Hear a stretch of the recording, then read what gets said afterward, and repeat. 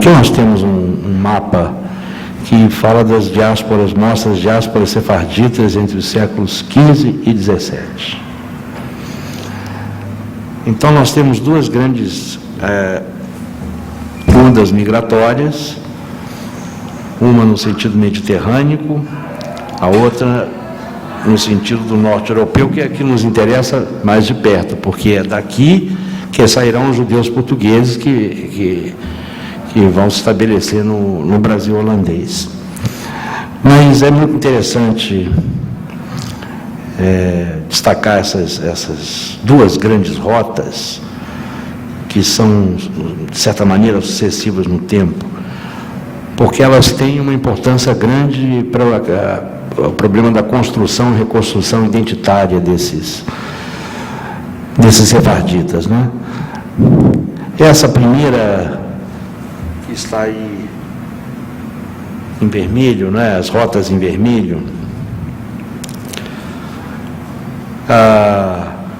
correspondem à fase de perseguições dos judeus e dos conversos, principalmente na Espanha, ao longo do século XV,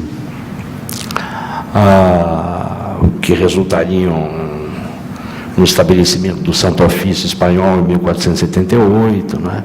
No decreto dos reis católicos de expulsão dos judeus em 1492, parte dos quais acabou migrando justamente para Portugal, outra parte, né, foi buscar refúgios nas cidades italianas, que toleravam, algumas delas, os judeus, inclusive Roma, a Roma dos papas admitia judeus, Ferrara, que veio a se tornar uma importante sede da comunidade sefardita ibérica, Ferrara, Veneza, também parte deles foi para o norte da África, para o Marrocos, recebidos no reino de Fez, e ali também floresceu uma importante comunidade sefardita. O Xarife recebeu, né, essas populações, e parte também foi para o Império Otomano. Por exemplo, a cidade de Esmirna, né? Eu estou tentando me entender com essa bolinha aqui, mas... sim. Então, é preciso também relacionar essa dispersão sefardita no Mediterrâneo com o fato de que ainda era ali o grande eixo de trocas do comércio na Europa, né? Ainda não o norte europeu. Então, essa é uma relação que deve se destacar. O próprio Fernando Brodel, embora não tenha estudado isso, chamou a atenção para a importância das redes comerciais sefarditas, no que ele chama de capitalismo comercial dessa época. E essas redes iam se expandir muito mais, muito além do Mediterrâneo, né? Com a expansão atlântica dos ibéricos, né? O que nos interessa aqui, nesse caso, é frisar que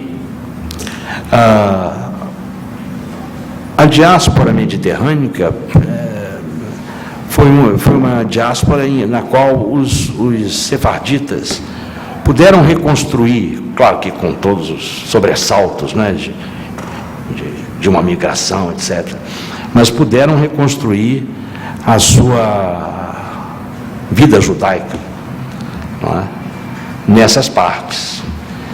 Eles eram judeus que não quiseram se converter, não é? Ou mesmo que tivessem se convertido, não quiseram se conservar enquanto conversos, e foram para essas regiões, não é? Então há como que um transplante, ainda que de maneira pulverizada, do judaísmo ibérico, antes de tudo hispânico, para essas regiões, não é? O mesmo fenômeno aconteceria em Portugal aí nas primeiras décadas do século XVI, quando muitos conversos não quiseram ficar na condição de conversos que lhes havia imposto o rei Dom Manuel em 1496-97. Né? São judeus tradicionais, do sefardismo tradicional, que se estabelecem aí. Sendo que a comunidade de Veneza, por exemplo, foi um modelo, né, do sefardismo ibérico, mais tarde adotado enquanto modelo pelas comunidades sefarditas do norte europeu. Né? A nossa segunda onda de migrações, está em linha preta, é a que vai para o norte, para a França, alguns lugares da França, como Bordeaux, La Bastide, para os Países Baixos. Primeiramente, o grande foco desse deslocamento de sefarditas para o norte é para Antuérpia, que ficaria com a Bélgica, com a futura Bélgica, não é? E depois, sim, Amsterdã, não é? A capital a cidade mais importante, não a capital, da província da Holanda, assumiria esse papel. Um pouco também Hamburgo nos séculos XVI e XVII. O que é interessante diferenciar entre as duas migrações? A primeira foi protagonizada por judeus tradicionais. Não é? Ainda que tivessem passado pela experiência da conversão, não ficaram nessa. Não é? Buscaram reencontrar suas tradições, juntando-se àqueles que já estavam estruturando comunidades judaicas no Marrocos, na Itália e nas partes do Império Otomano, onde eles eram tolerados e com os quais até as autoridades locais mantinham parcerias e tal. A migração posterior, que é do fim do século XVI e do início do século XVII, e que se desloca justamente para o norte, e que terá em Amsterdã a sua referência fundamental, ela é integrada por cristãos novos que já não tinham uma vivência do judaísmo. Já é uma geração bem posterior. Vocês imaginem, a conversão forçada, para pegar o caso português, foi em 1497. Essa migração de judeus portugueses para a Holanda em particular, ela é dos últimos anos, no último ano do século XVI, e começa a se adensar muito aos poucos no início do século XVII. Então nós estamos falando dos netos, os filhos ou dos netos dos batizados em pé, daqueles que tinham sido convertidos ao catolicismo por força do decreto de Dom Manuel, em 1497.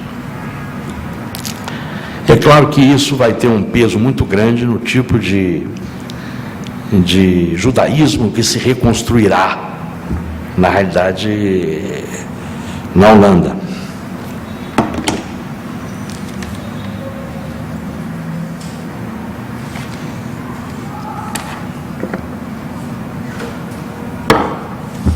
Então, com isso eu avanço um pouco com uma reflexão de ordem conceitual.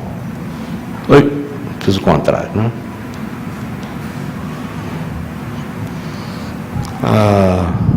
Cristão novo ou judeu novo?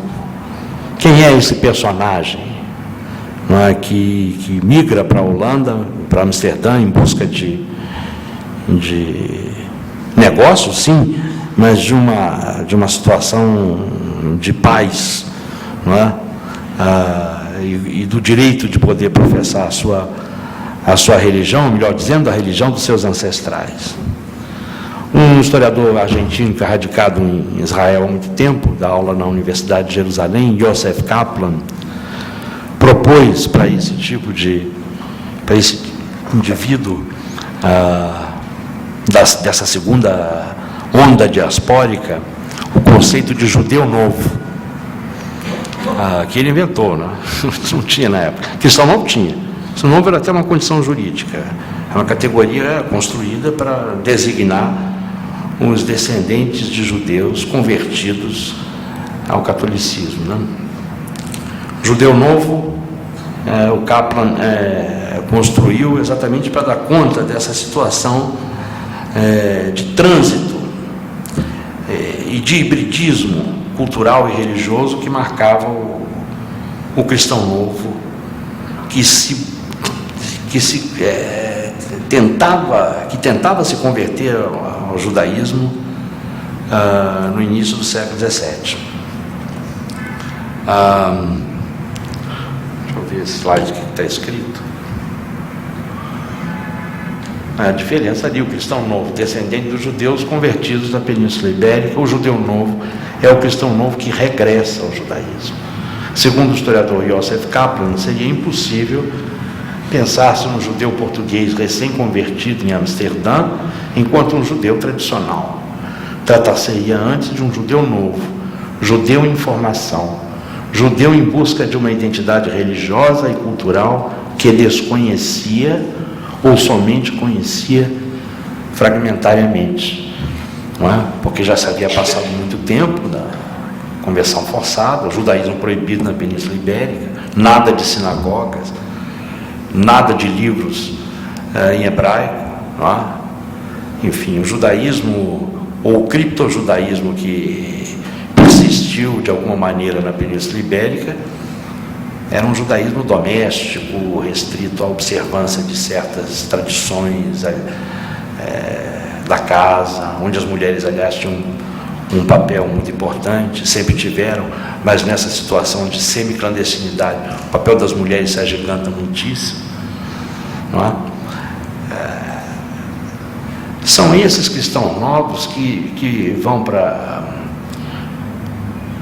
Amsterdã, que eles chamavam de Jerusalém do Norte, sem conhecer rigorosamente nada, ou quase nada, de judaísmo, né?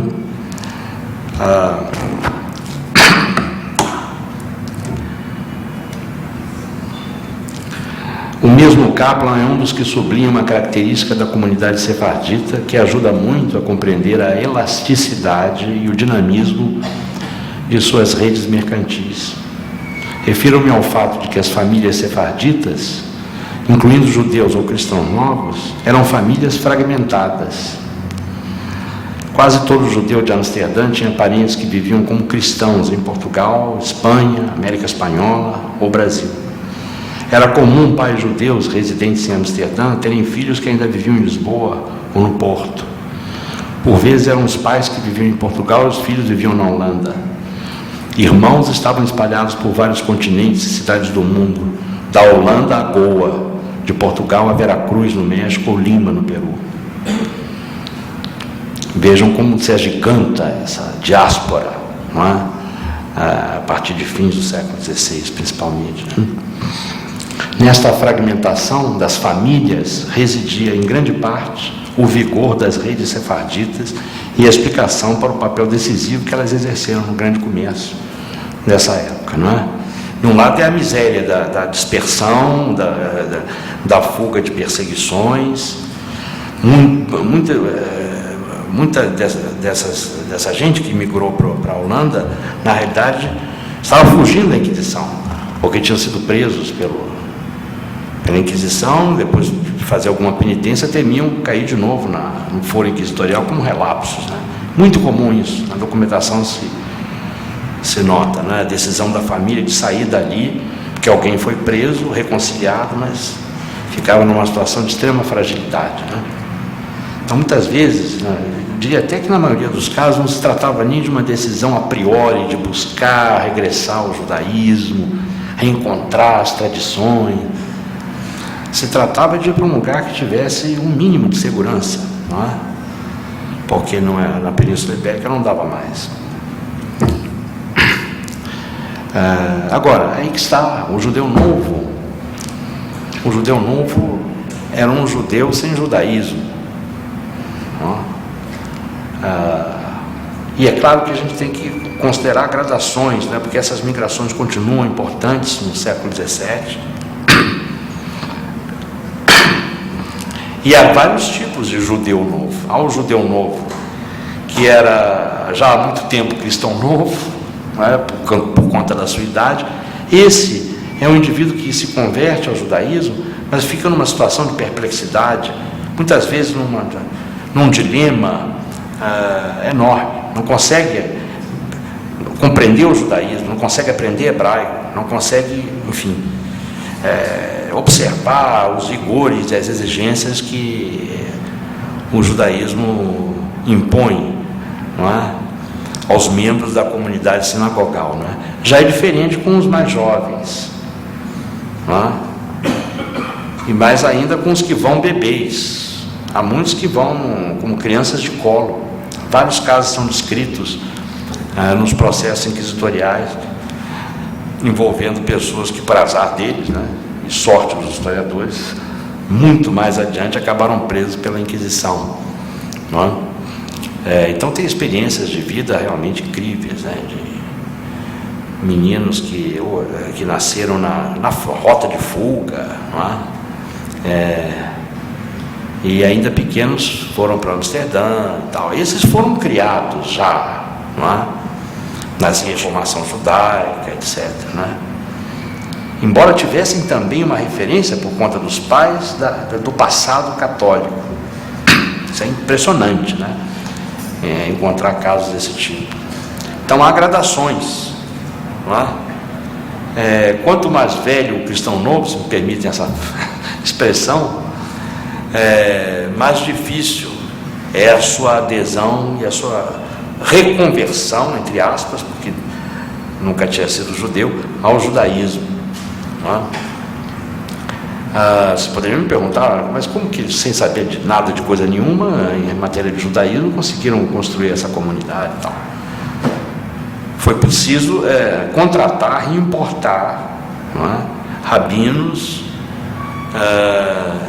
das comunidades sefarditas mais antigas, de Veneza, do Marrocos, não é? Os mercadores de grosso trato que se estabeleceram em Amsterdã fizeram todo um esforço nesse sentido, e houve mesmo a migração de judeus velhos, vamos dizer assim, que estavam dispersos pelas comunidades do Mediterrâneo, para organizar a comunidade, né? Organizar as escolas, organizar a sinagoga, não é?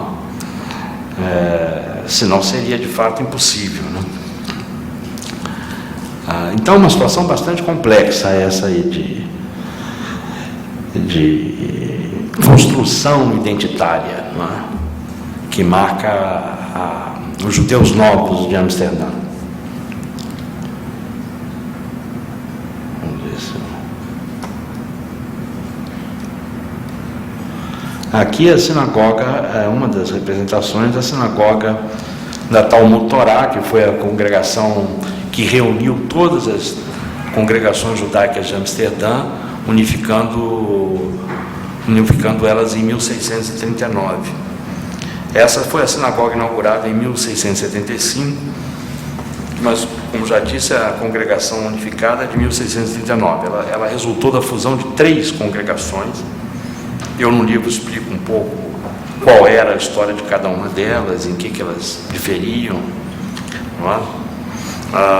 E essas 3 congregações foram criadas entre 1603 e 1618. Elas até rivalizavam em alguns pontos, né? Essa população exilada em Amsterdã cresceu, pode-se dizer, em progressão geométrica. Eles não eram mais do que 200 pessoas aproximadamente em 1605, 1606. Já eram 1.000 em 1620, 3.000 em 1635, mais de 5.000 em 1640.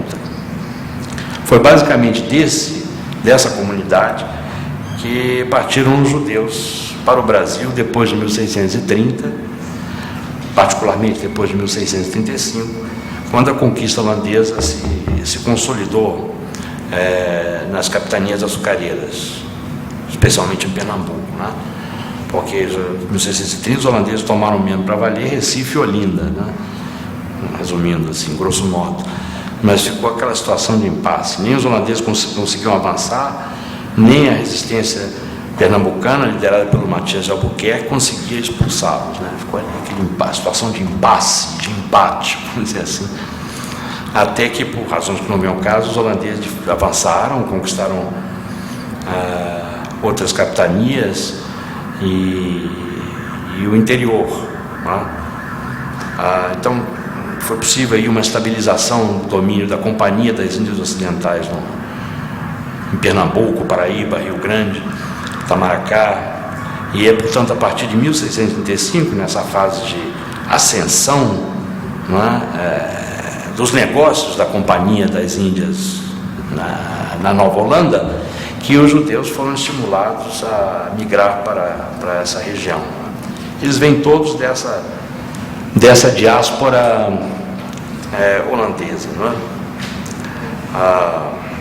O auge dessa comunidade, sem dúvida nenhuma, foi no período nassoviano, período em que o governador era o Maurício de Nassau, entre 1637 e 1644.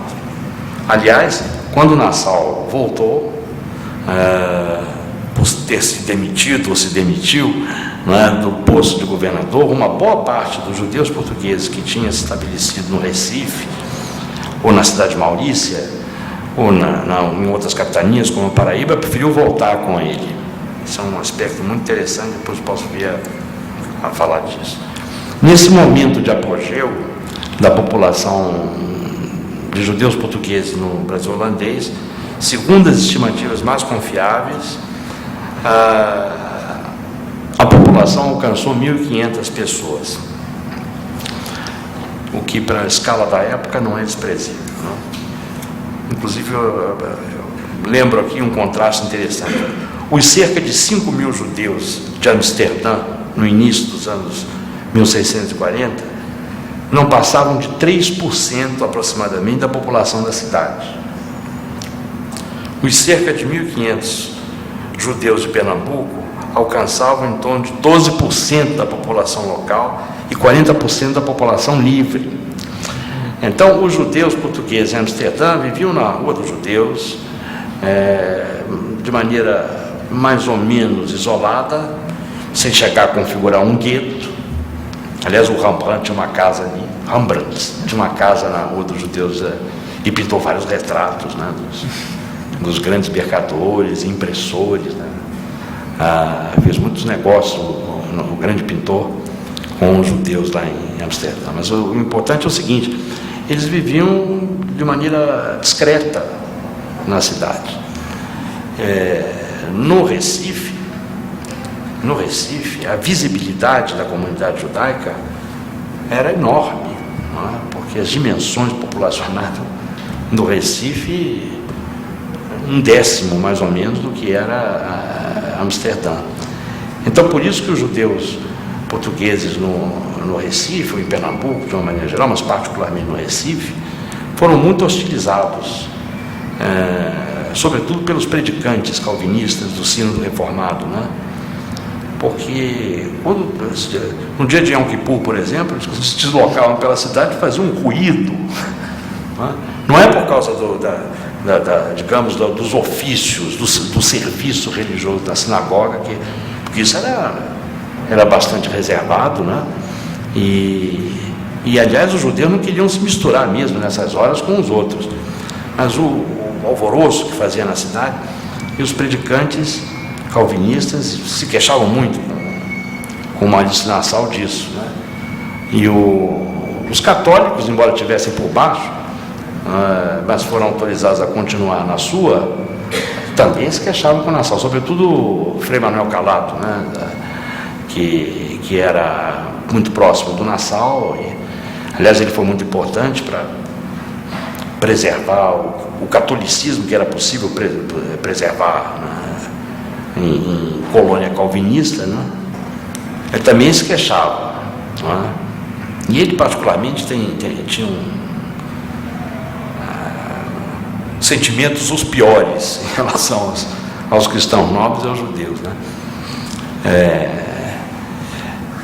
Então, esse contraste é interessante, quer dizer, o peso e a visibilidade da comunidade sefardita em Amsterdã, onde eles viviam de fato em paz, E a mesma situação no Recife, onde eles eram molestados e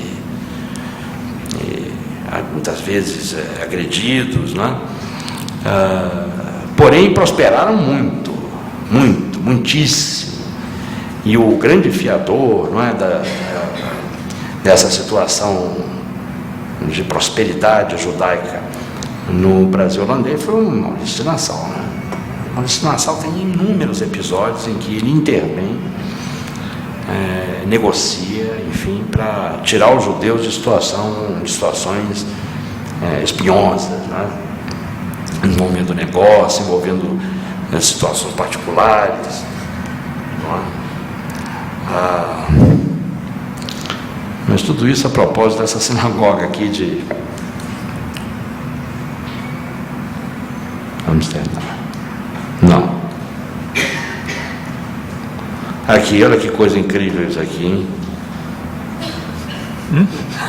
Eu vou mostrar para vocês. Onde é que ficava ali a comunidade judaica no Recife? No lugar chamado Fora de Portas. Vamos ver se funciona a engenhoca.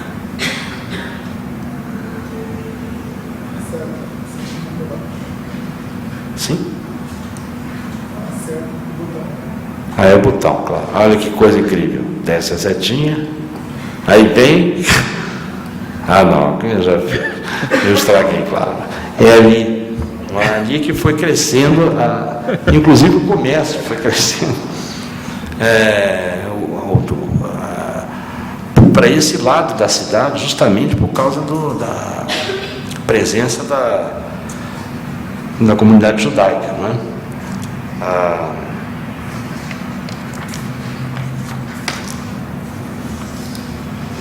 Ali é que se organizou a famosa Jordanstraat, Rua dos Judeus, onde se construiu a sinagoga em 1641, sinagoga mesmo que depois foi redescoberta e restaurada, está lá como museu, né, no Recife, né? Antes ela funcionava na casa de talvez o principal homem de negócio dos judeus portugueses no Recife, que era o Duarte Saraiva, ou Davi Sênior Coronel. Eles tinham dois nomes, né?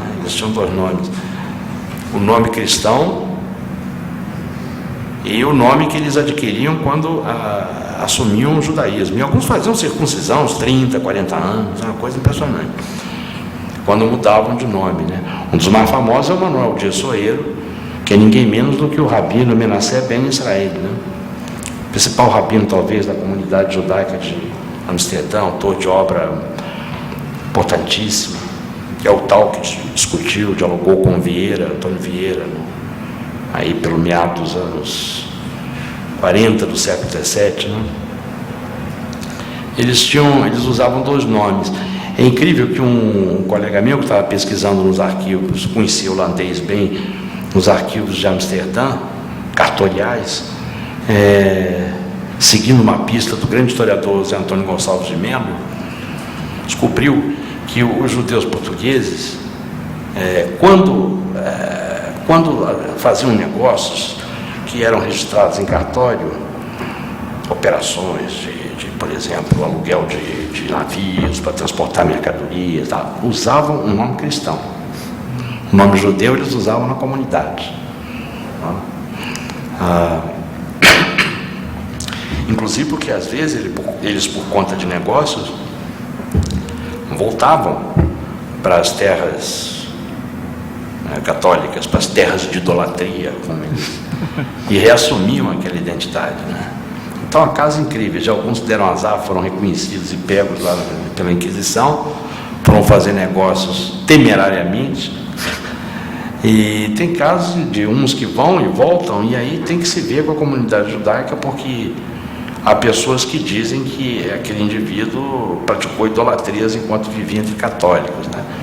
Então passava por vexações incríveis, porque o Conselho Judaico, o Mahamat, era tremendamente rigoroso. Aliás, isso é uma coisa incrível, exatamente por conta da fragilidade identitária, por essa situação insegura, não é, da identidade judaica, sobretudo nessas décadas, são as décadas de formação, o Mahamat era tremendamente rigoroso. Bom, há casos célebres, né, como o caso do Baruch Spinoza, mas esse é um caso top, né, de outro patamar. O Uriel da Costa, não é? Enfim, intelectuais que foram excomungados e tudo. Mas situações mais corriqueiras, né, de indivíduos que há negócios em terras católicas ou terras de idolatria, como eles diziam, e os holandeses chamavam de terras de papistas, não é? Depois tinham que se ver com os parnassim, não é? Pagavam multas, passavam por vexações, faziam abjurações, não é?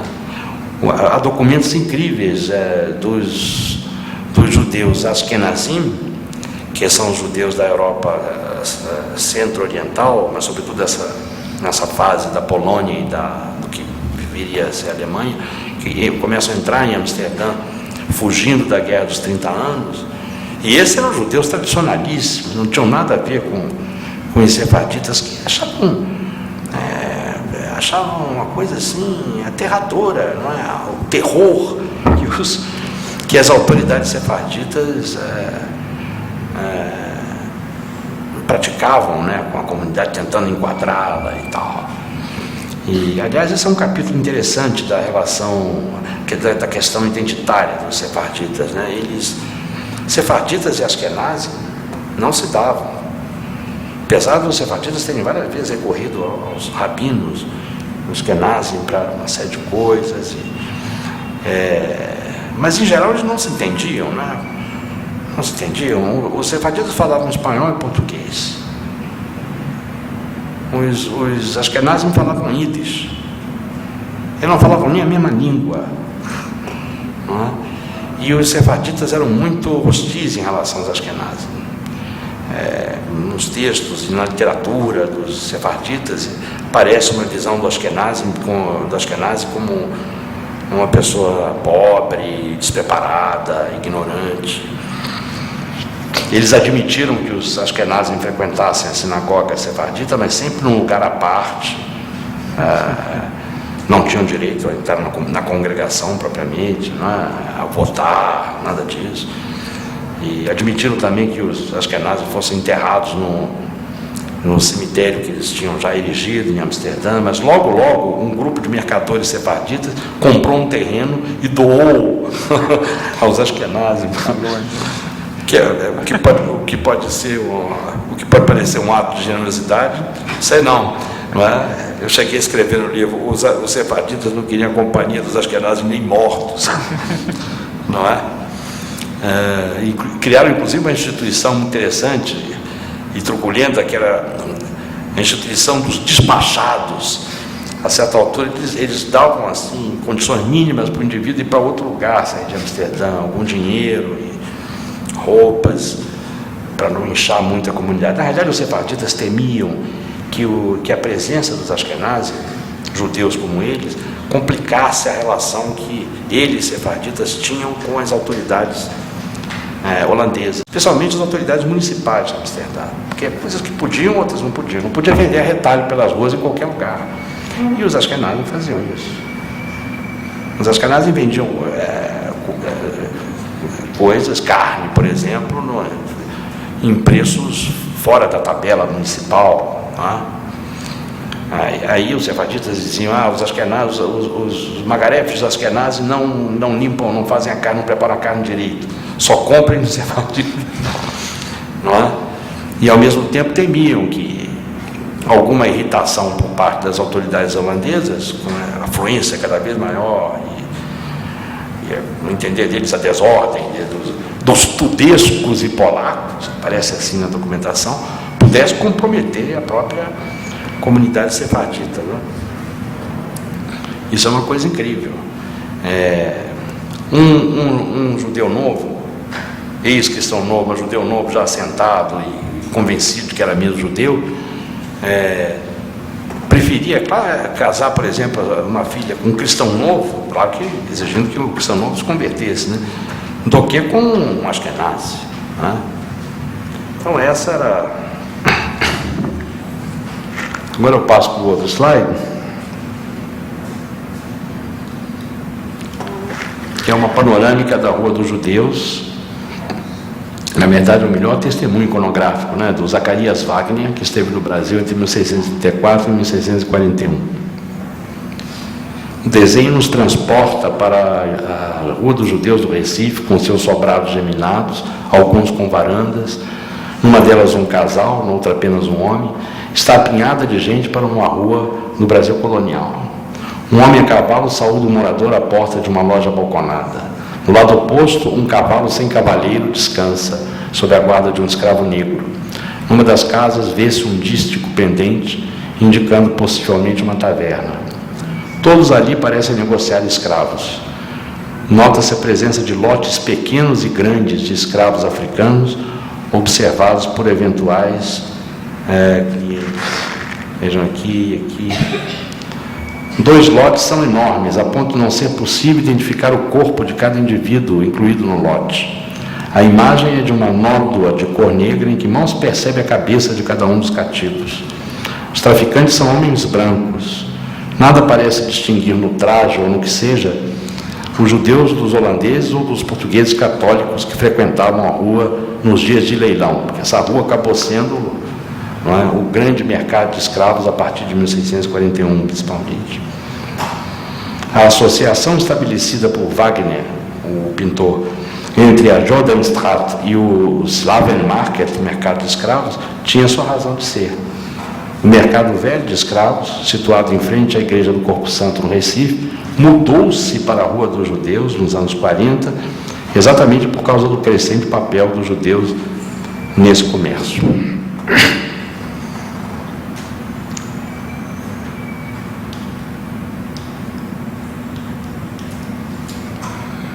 Aqui é um slide no qual eu identifico as duas. Chegaram a existir 2 congregações, né, judaicas no Pernambuco holandês, né? A mais importante e pioneira, a Kahal Kadosh Sur Israel, que é Santa Congregação, traduzindo livremente, do Recife, ou do Rochedo de Israel, né? Cujo rabino foi Isaac Aboab da Fonseca. Esse Isaac Aboab da Fonseca é uma figura, ele era jovem na época. Ele tinha ele teve uma atuação muito interessante, porque ele se empenhou muito na conversão de cristãos novos que viviam no Brasil. Eles sabiam ainda muito menos judaísmo, para o judaísmo. Ele tinha uma ação prosélita, não é? Contrariando muitos judeus portugueses que vinham da Holanda, que achavam os cristãos novos detestáveis, idólatras, incapazes de aprender judaísmo, embora eles também tivessem passado por isso, se é que não estavam nessa, né? E a outra congregação, que foi a que se estabeleceu na ilha de Antônio Vaz, e que mais tarde conheceu a cidade de Maurícia, cujo rabino era Moisés Rafael de Aguilar, bem mais rigorista em relação aos cristãos novos, né? Essa divergência de opiniões entre os 2 rabinos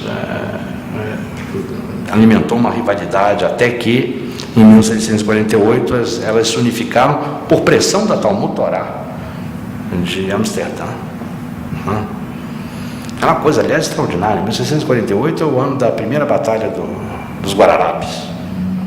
A coisa estava naufragando, né? Holandeses, e com eles os judeus. E eles, os judeus, permitiram discutir entre si, não é? Agora, eu gostaria de comentar um pouquinho aqui, já me aproximo os padrões da comunidade judaica do Recife, né? Antes de tudo, a discriminação dos Ashkenazim, como acontecia na Holanda, não é?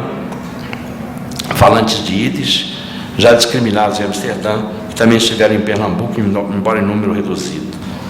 A discriminação é evidente no artigo de número 10, que admite o ingresso na congregação de todos os judeus residentes no Brasil, bem como os que viessem a nele residir, desde que pertencessem à nação, gente da nação, isto é, fossem judeus ibéricos, alemães e poloneses, ou enfim, Ashkenazim de uma maneira geral, não eram incluídos na chamada nação judaica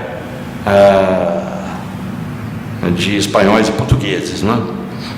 Também foram excluídos os negros, pois o regulamento das escamotas, o regulamento da comunidade, proibia a circuncisão de escravos filhos de judeus, mesmo se alforriados.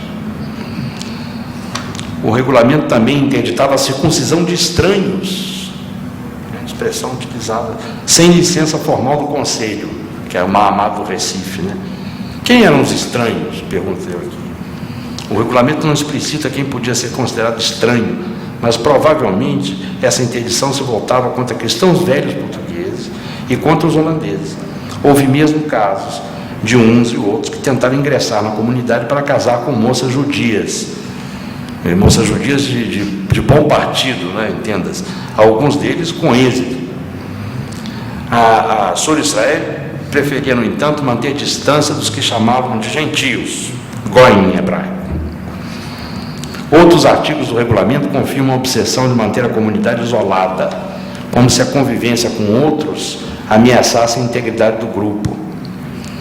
Não deixa de causar alguma estranheza, agora sim, digo eu, estranheza, que um grupo de portugueses, embora judeus, tenha se esmerado tanto em isolar-se dos cristãos, sobretudo porque no mundo dos negócios, judeus, católicos e calvinistas conviviam diariamente. A explicação, talvez, para o paradoxo é a seguinte: os judeus portugueses, sobretudo porque eram judeus novos, frágeis no seu judaísmo, queriam manter sua comunidade a salvo de influências externas. No mundo da sinagoga não queriam sociabilidades com católicos holandeses. O mundo dos negócios era diferente.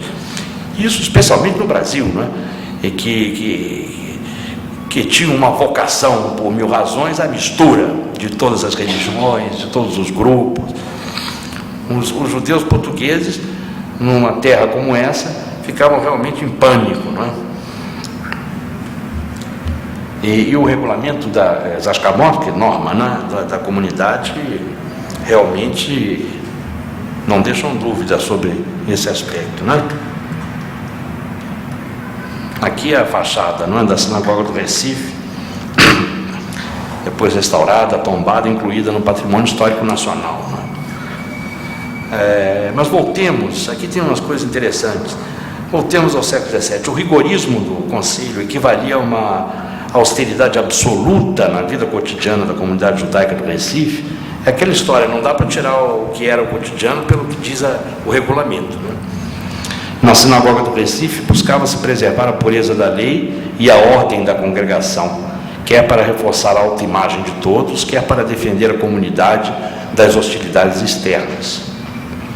O regulamento da comunidade dá conta dessa preocupação, mas também informa nas entrelinhas de seu artigo 8º que o cotidiano da sinagoga podia ser marcado por variados tumultos. Os judeus não raro chegavam com atraso à sinagoga para fazer as preces diárias, discutiam a porta ou mesmo no interior do templo durante as cerimônias, ofendiam os conselheiros se contrariados por alguma decisão do Mahamad. Os incautos e destemperados pagavam multas entre 30 e 50 florins, que podiam dobrar se o alvo da ofensa fosse um conselheiro, um parnas, não é? Pelas entrelinhas do regulamento se percebe que rolava ali, né? A maior multa era de 120 florins, aplicável a quem levantasse a mão contra outrem na sinagoga, sinal de que as discussões entre os judeus podiam chegar às vias de fato. Como todos tinham um negócio entre si, eram comuns as brigas por dinheiro, dívidas atrasadas ou não pagas. O Mahamad procurava arbitrar as disputas por dinheiro, entre aspas, que se aparecem claramente nas atas da congregação. Enfim, o Mahamad procurava arbitrar, reservando-se a função de corte suprema da comunidade. Mas, por vezes, a situação fugia ao controle do conselho. Os documentos inquisitoriais, são de outro tipo, ajudam a compreender esse quadro, pois contém informações sobre negócios entre os judeus, dívidas e dúvidas sobre quem devia pagar quanto a quem. Também os sorteios ou escolhas de quem ocuparia tal ou qual função nas cerimônias podia dar margem a desavenças. Outra razão de tumultos era a falta de assento para todos, porque essa sinagoga é pequena. A sinagoga era pequena, de sorte que a imensa maioria ficava de fora ou fazia suas orações em pé por absoluta falta de espaço. O artigo 23 das Ascamot confirma que havia lugares reservados. Quais seriam os privilegiados que tinham lugar cativo, cadeira cativa? O regulamento não diz, mas é fácil presumir.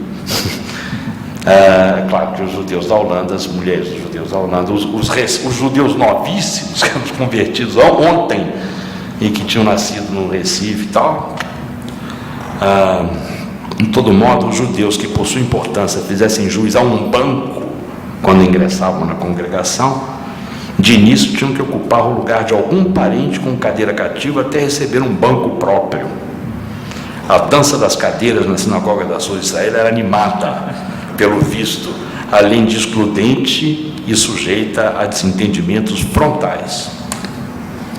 As cerimônias matrimoniais ou fúnebres também podiam ser tumultuadas, pois era permitido que os parentes subissem no estrado para acompanhar de perto os ofícios, pagando pequena taxa de 12 florins.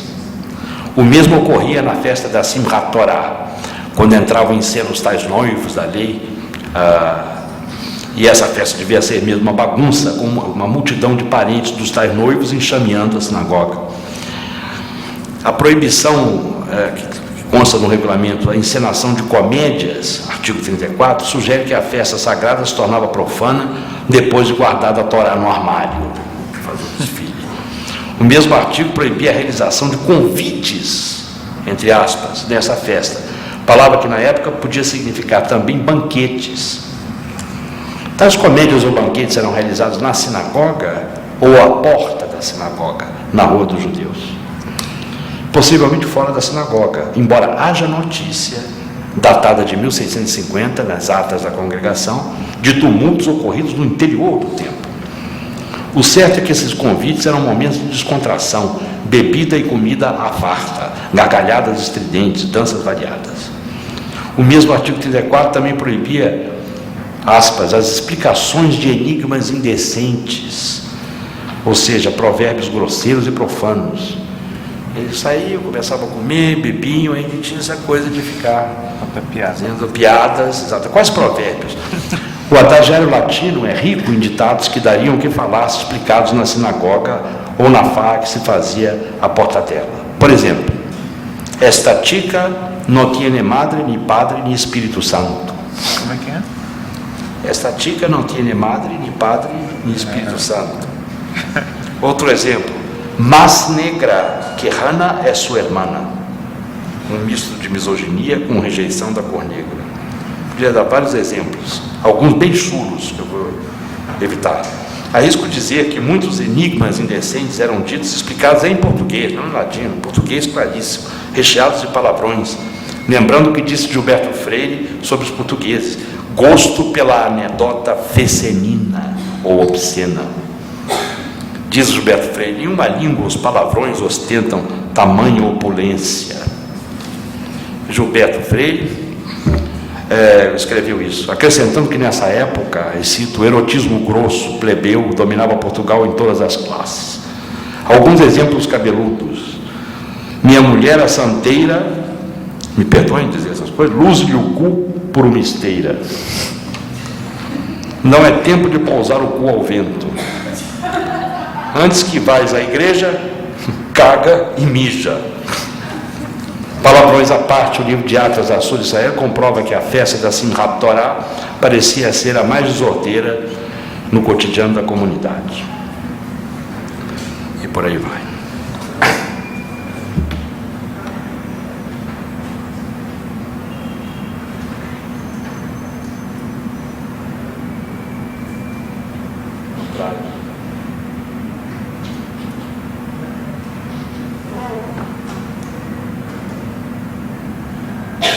Temas identitários. Aqui é um esquemático, um quadro esquemático mostrando as situações que é possível alcançar, sobretudo através dos processos inquisitoriais, de indivíduos que, na época da guerra de restauração pernambucana, insurreição pernambucana, foram presos, encaminhados ao bispo da Bahia. O bispo da Bahia mandou para a Inquisição.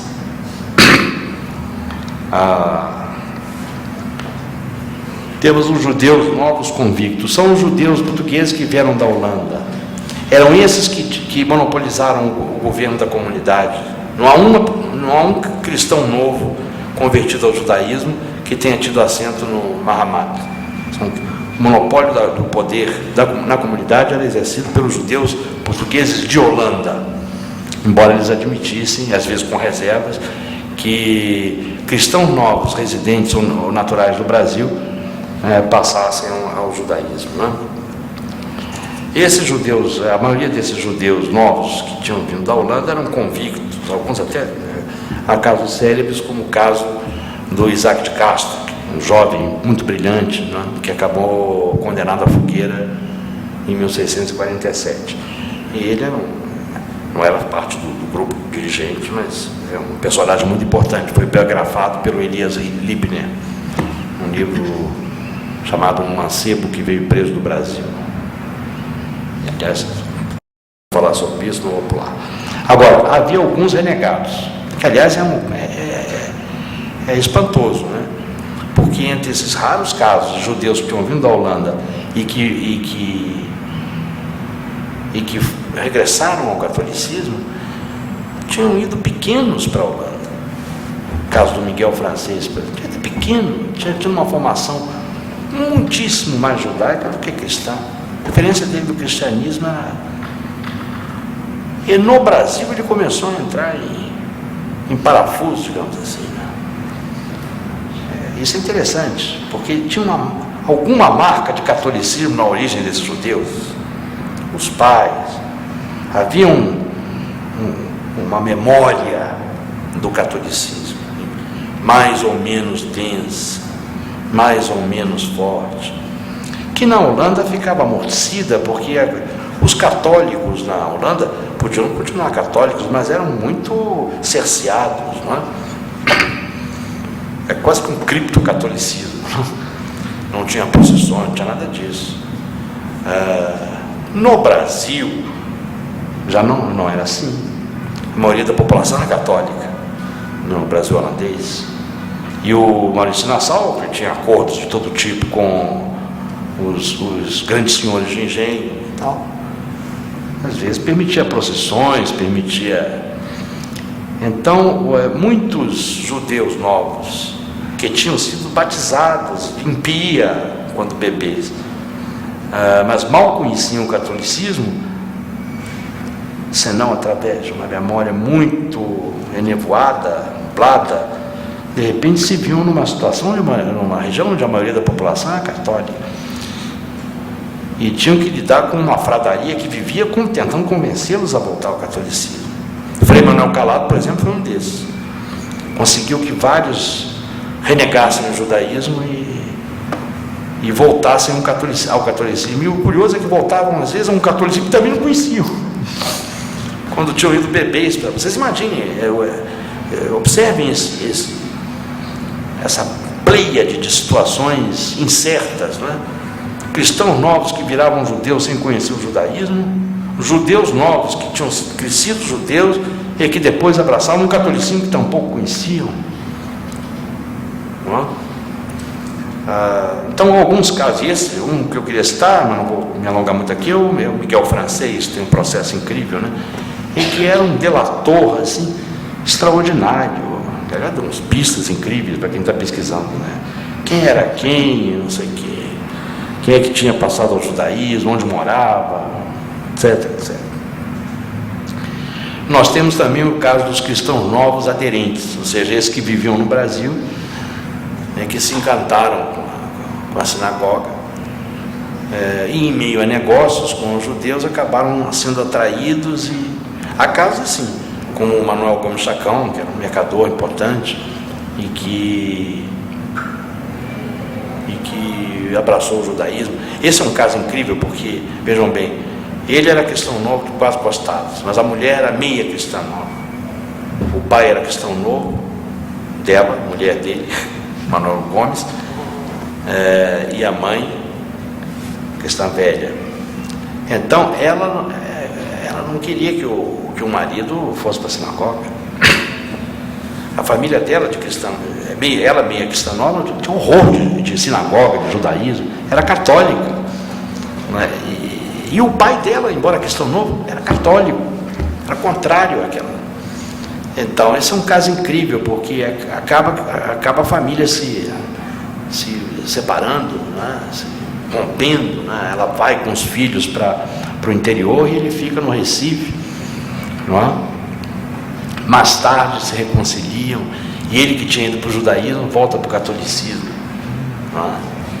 Eu não tenho dúvida em dizer que o impacto da presença da sinagoga judaico-portuguesa no Recife foi muitas vezes deletério. Famílias se romperam, filhos que entram na onda do judaísmo, os pais não é? Maridos que vão, mulheres que não vão, mulheres que querem ir, maridos que não querem deixar. Muitas brigas em família, muitas desavenças, e às vezes rupturas dolorosas, por conta da presença da sinagoga, né? Isso é um dos lados desconcertantes, né? E uma boa parcela da população de Cristãos Novos, residente em Pernambuco, resistiu. Quando viu a sinagoga e viu o que era, reforçaram até a sua identidade cristã. É uma coisa incrível. Bom, e agora de fato terminando,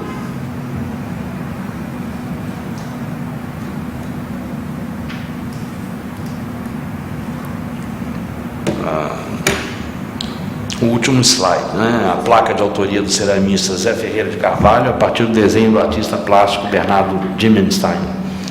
Em 1992 foi fixada na antiga Rua dos Judeus, no Recife Velho. Essa restauração faz parte de um longo processo de reconstrução da memória, o que somente ocorreu no século XX. Até então tudo estava quase esquecido. Aliás, na nossa bibliografia geral, praticamente não se menciona essa experiência muito especial do Brasil holandês, né? Que no Brasil holandês foi fundada a primeira sinagoga das Américas. No Brasil holandês, no Recife, chegaram a conviver num exíguo espaço urbano a comunidade judaica com sua sinagoga, a comunidade calvinista com o sínodo reformado e os católicos, que eram a maioria, né?